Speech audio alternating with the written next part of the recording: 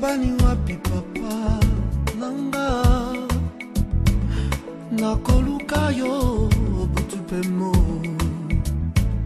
la musa elika yami.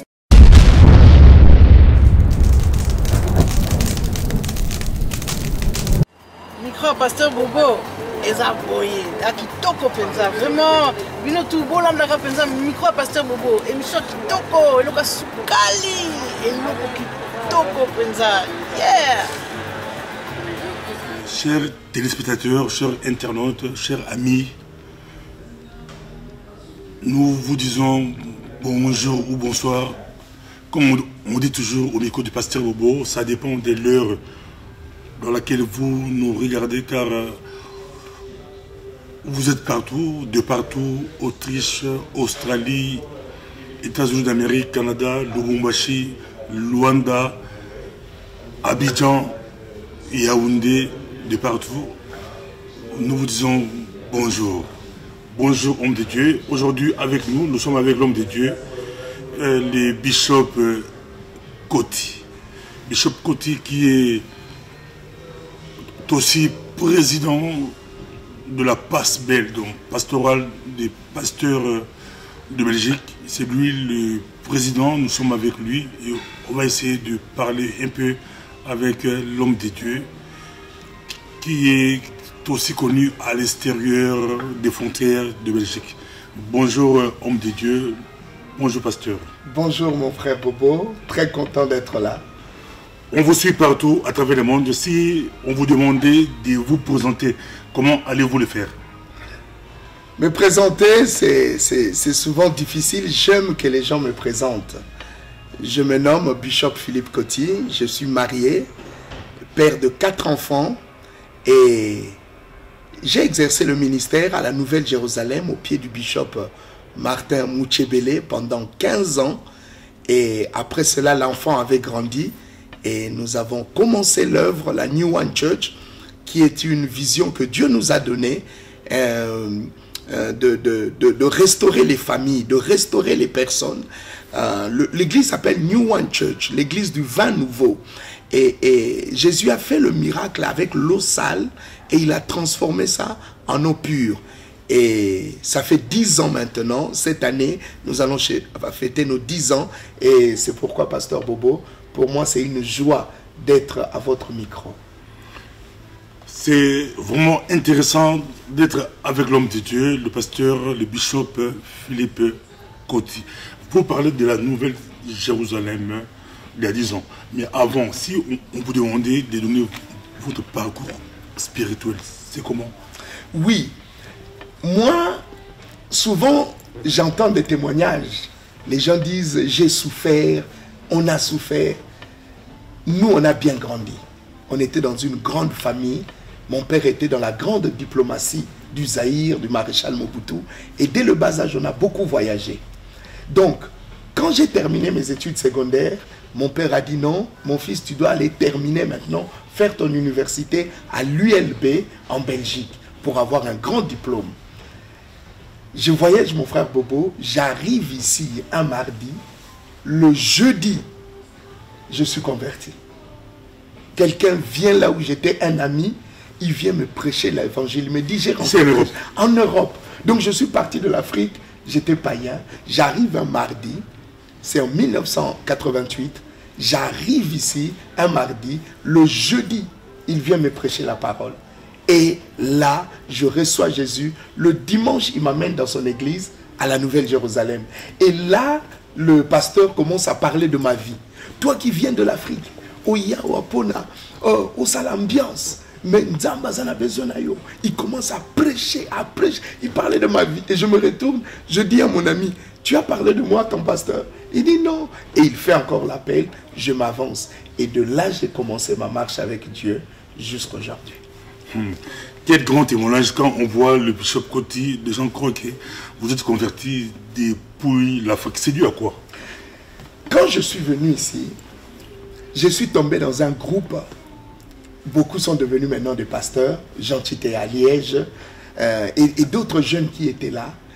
on a maximisé, parce que le problème souvent... Vous dites aussi que Jean Titea de Liège est converti en Europe. Oui, il est converti aussi en Europe ici, à la Nouvelle-Jérusalem aussi. Donc, on est tombé dans un groupe. Chaque vendredi, on avait veillé. On avait des temps de prière intenses.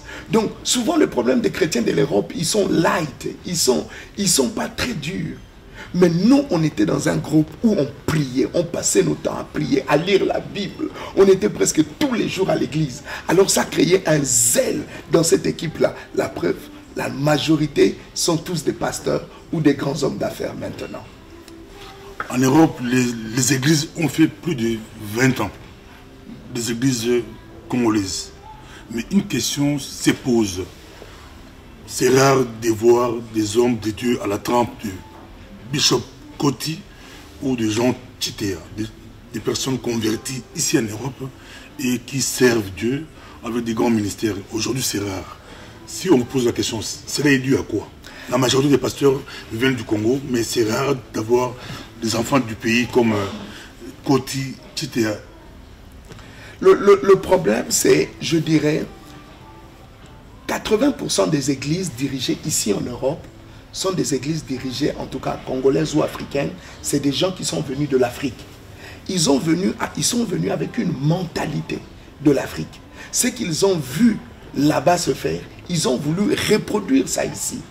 Or, les jeunes qui sont maintenant dans nos églises, c'est des enfants qui ont grandi ici, qui ont vécu ici.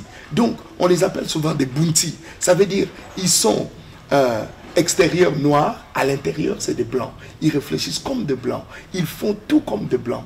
Alors, ceux qui sont venus de l'Afrique, en arrivant ici, ils ont voulu adapter ce qu'ils ont vu en Afrique, mais il y a eu une confrontation des cultures. Les enfants qui se sont convertis ici, comme j'ai dit, la majorité ne sont pas si zélés comme ceux qui viennent de l'Afrique.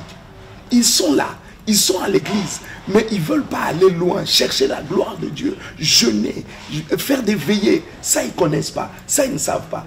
D'où ce qui fait qu'ils commencent des églises, mais les églises ne tiennent pas. Au premier problème, l'église est cassée, l'église disparaît, parce qu'ils ne connaissent pas la ténacité du ministère, la persévérance qu'il faut faire. Parlez un peu de la passe belle. C'est quoi la passe belle? Oh, ça c'est une grande vision, c'est une très grande vision.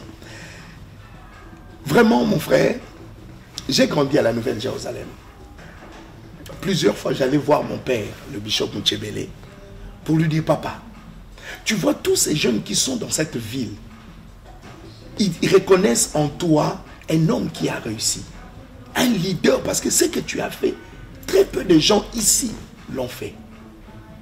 Mais j'ai trouvé que on ne se réunissait qu'entre nous. Si tu n'es pas de l'église de Dieu, si tu n'es pas de la Nouvelle-Jérusalem, tu ne venais pas aux formations. Donc il y avait tous des gens qui étaient délaissés. Alors quand j'ai commencé l'église que Dieu m'avait donnée, un jour j'étais aux États-Unis. Je quittais, je crois, Dallas pour aller à Chicago.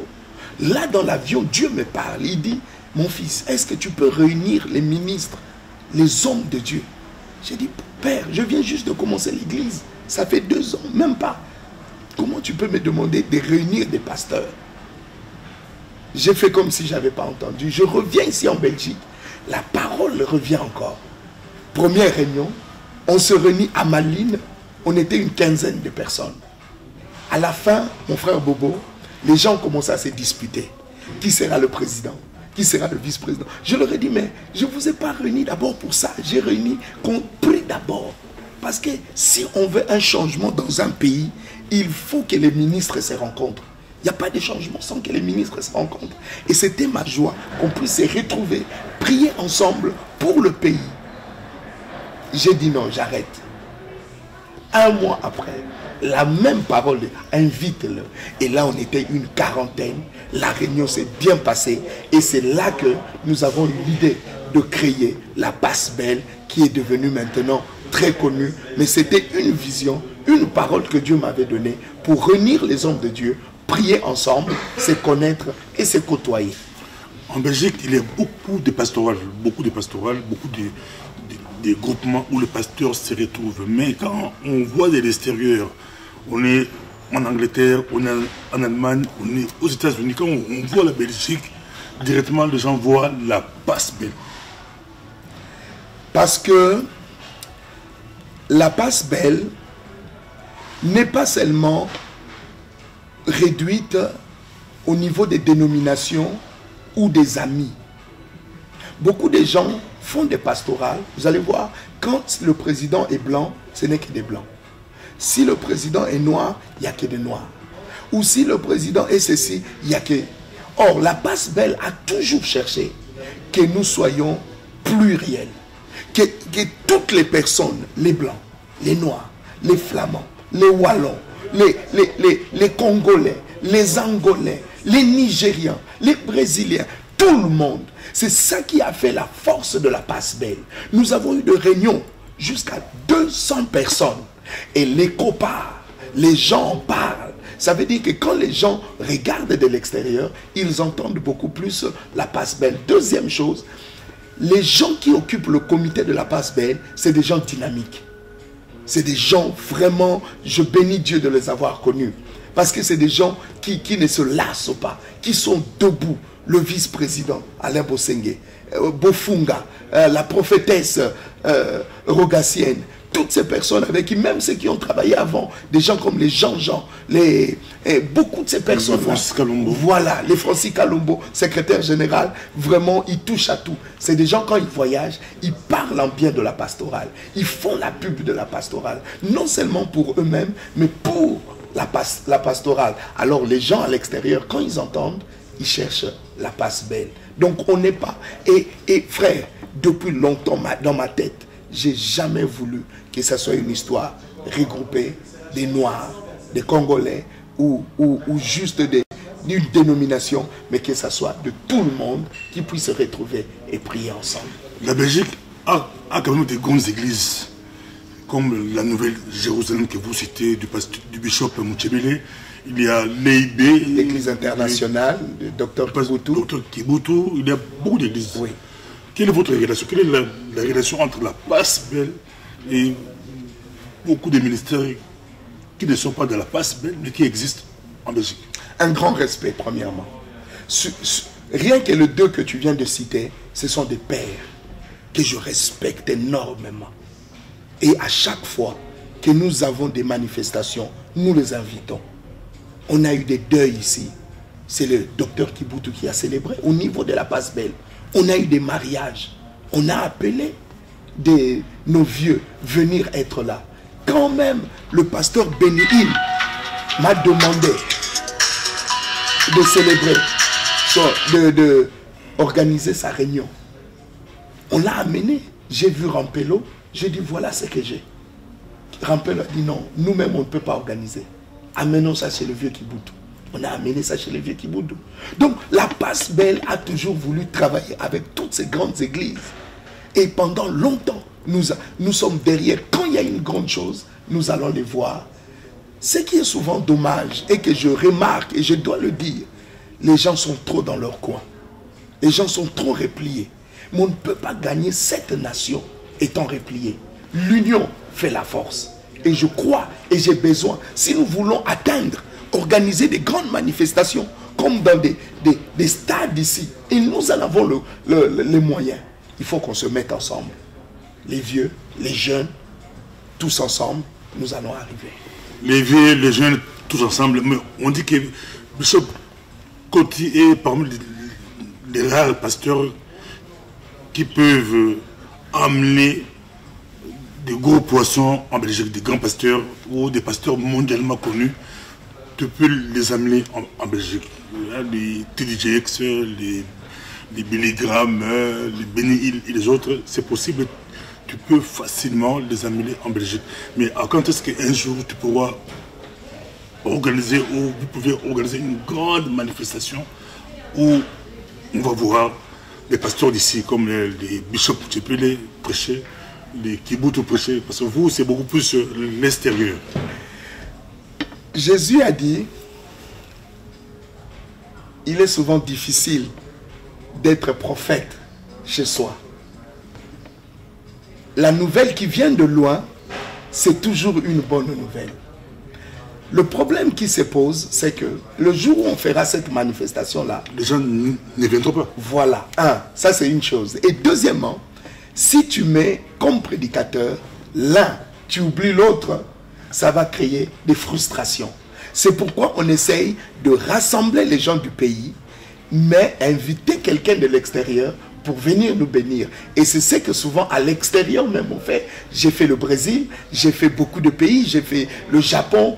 Tout ce pays-là, ils se préparent et nous allons les bénir. Mais ce que tu dis est vrai. Ce que tu dis est vrai. Il faut qu'on arrive. Et souvent dans des pays qu'on fait ça, c'est des pays où les gens sont arrivés à une certaine maturité. L'église de la Belgique, l'église protestante, pentecôtiste, est jeune. Ça date pas de très longtemps, dans les années 80. Peut-être si je me trompe, mais c'est dans les années 80 qu'il y a eu vraiment cette émergence-là. Donc, l'église a peut-être 40 ans ou 30 ans. Elle est encore jeune, elle se cherche. Mais je crois qu'on va arriver où les gens, les pasteurs peuvent venir s'asseoir et écouter un père de la nation. Ça, c'est une chose. Deuxièmement, mon combat, Bobo. Et là, j'aimerais vraiment, si les pères me regardent, ils doivent prendre leur manteau de père.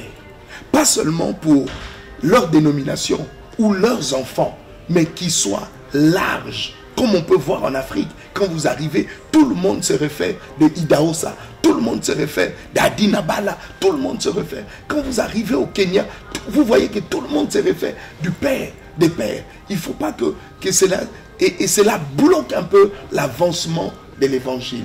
Donc là, c'est les deux combats que nous avons dans ce pays. Et quand cela sera résolu, nous allons arriver à faire des grandes réunions. Et je le répète, nous en avons les capacités et la possibilité. À Bruxelles, on a plus ou moins 3 écoles. Quelle est la bonne école, selon vous? Il n'y a pas de bonne école. Ce que je veux dire, il y a une pluralité. Une école peut avoir des valeurs et des faiblesses. Il faut essayer de combiner les 3 écoles pour arriver à sortir quelque chose de très bien. Donc, il n'y a pas une école qui est la meilleure et l'autre non. Il y a toujours... Tu vas arriver dans une école où les gens aiment plus la prière, la démonstration de la puissance de Dieu. Tu vas arriver dans une autre école où les gens parlent plus de la parole. Tu vas arriver dans une autre école où les gens parlent de la délivrance. Il faut essayer de mélanger. Tout ça, c'est Dieu. Tout ça, c'est le corps du Christ. Tout ça, ce sont des écoles qui existent. Parlons un peu de votre ministère. De plus en plus, vous êtes tourné vers l'extérieur. On vous voit aux États-Unis, on vous voit Côte d'Ivoire, Afrique, partout. Donc, pour vous, le temps des églises locales, c'est fini? Non.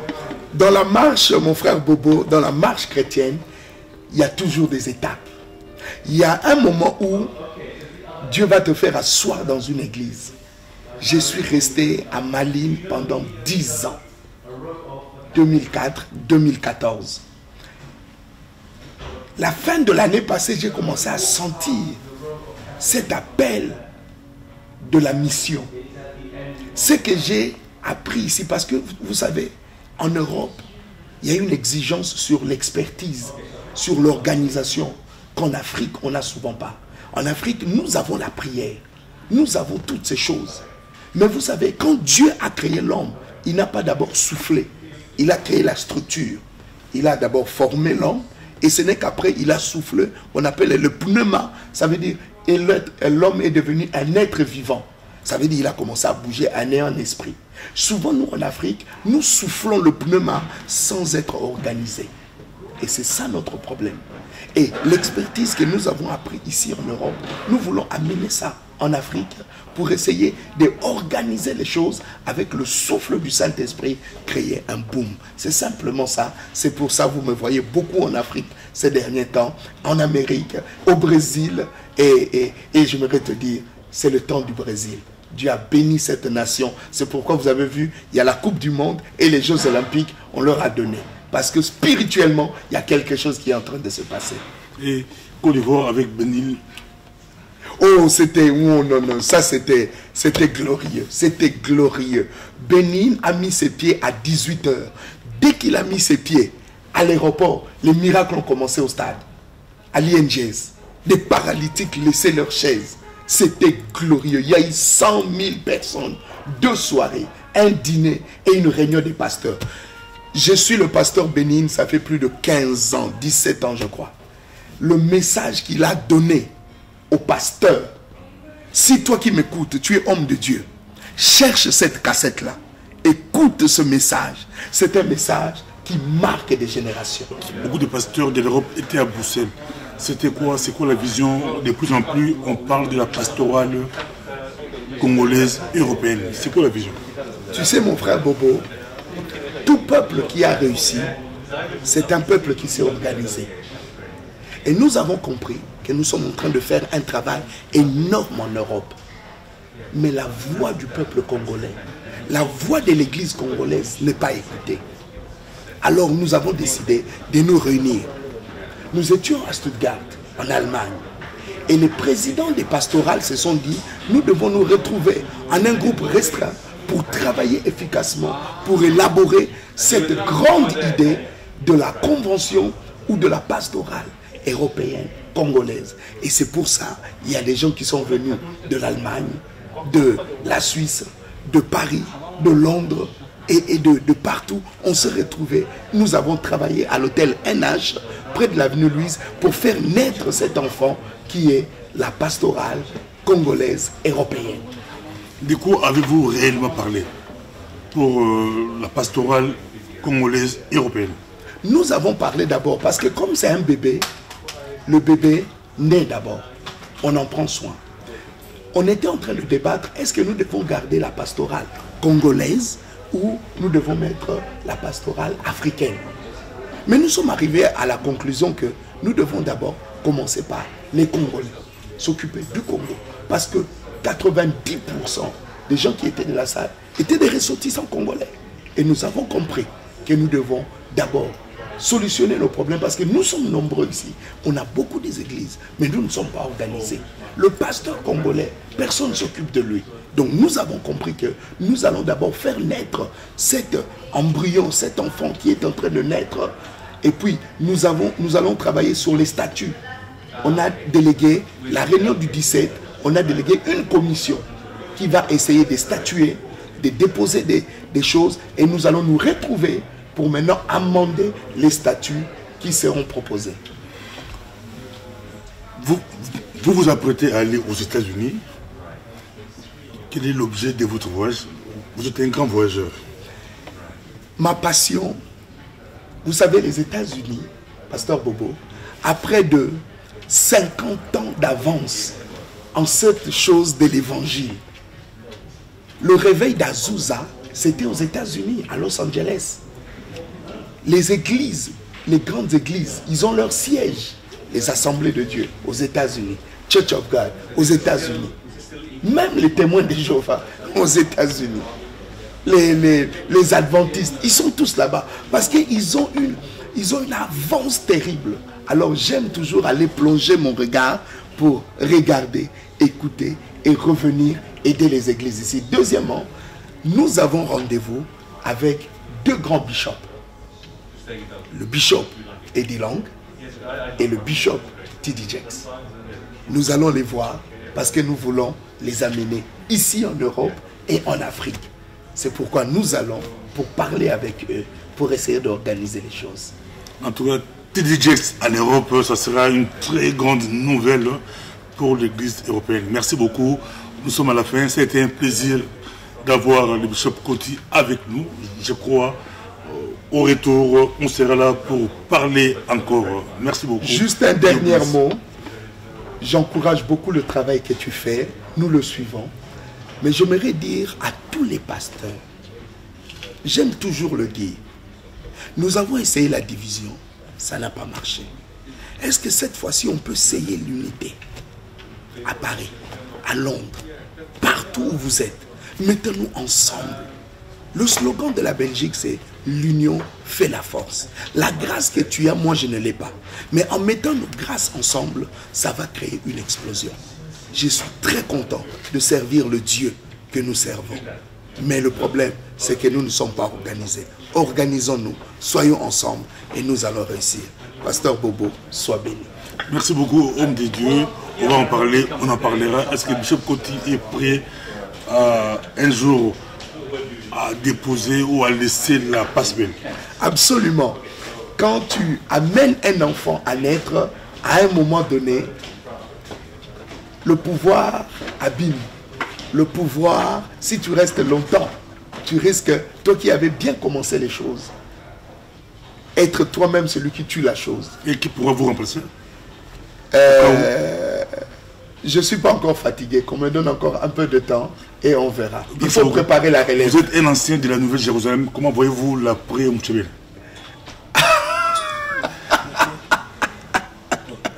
Je crois que le vieux a encore du travail à faire, mais je crois qu'un succès sans successeur n'est pas un succès. Je n'ai pas encore entendu, on me parle de Tito, mais il y a beaucoup d'autres personnes et nous prions pour cela. Sinon, nous sommes prêts et nous allons revenir. Ça c'est beau. Merci beaucoup. Merci beaucoup. Que Dieu vous bénisse. C'était un plaisir d'avoir avec nous Bishop Koti, que les autres appellent le fils. Mouchébel a deux fils spirituels. On dit il y a Titea et Philippe Koti. Merci beaucoup. États-Unis, bata France, bata Belgique, bata Autriche, bata mokili mobimba bolandaka mika pasteur boboza kitoko. Ngape na uti penda Autriche ko nazo kende nazo zonga Autriche. Kaka pona micro pasteur bobo. Micro pasteur bobo. Oye, eza elengi sukali.